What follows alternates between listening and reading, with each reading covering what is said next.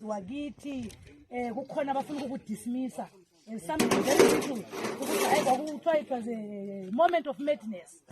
To me it was not a moment of madness, it was a calculated move yokuqeda isizwe. Libona abantu bengekho lapha, abantu bonke beBhalagwe lapha, abantu bakithi sebeceliwe ukuthi geza ubuzwe bakho ukuze sikunanzelele entweni zethu zebandla lethu. Nga ungasabugeza ubuzwe bakho, ungasabugeza ubundebele bakho, ungasadismiss ukuthi amandebele are useless people, which means wena ukuqala kade sani sendlaleni ukudla usatholi wena ngenxa ukuthi awukabugeza ubundebele bakho. I'm one of those ndebelezi who is refusing ukugeza ubuzwe bami, ukugeza ubundebele bami. Izanu yankolothu ukhathazile lungu abamthathayo udadewabo kamama, ugogo wami uMakhanye waze wahamba emhlabeni ukhathazile lokho engakatshela ukuthi ungaphi. If you want us to forgive you, we need a Truth and Reconciliation Commission.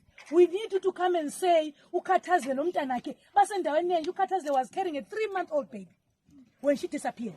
Yena lo baba umntwana till today. So ngo-August koMamlotshwa laphana sifuna ukufaka into okuthiwa yi-Tomb of the Unknown Soldier esizayifaka ukuthi sikhumbule ukhathazile, because there is no way abazulu bakhathazile lapha bakhomba khona ukuthi ugogo wethu wabekwa lapha. So to me it's personal. Indaba weGukurahundi i-personal.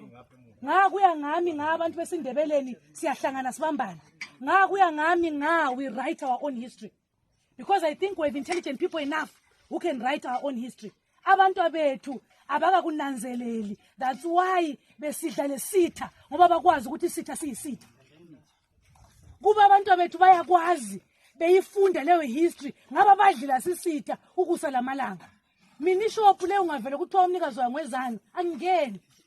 There is no way I will support isitha ukuthi siphenduke futhi soncindezela kakhulu, because izanu iyaqhubeka ukusincindezela. Ayikho sorry, they are not sorry. They did it futhi 22. They came and beat us up in a campaign.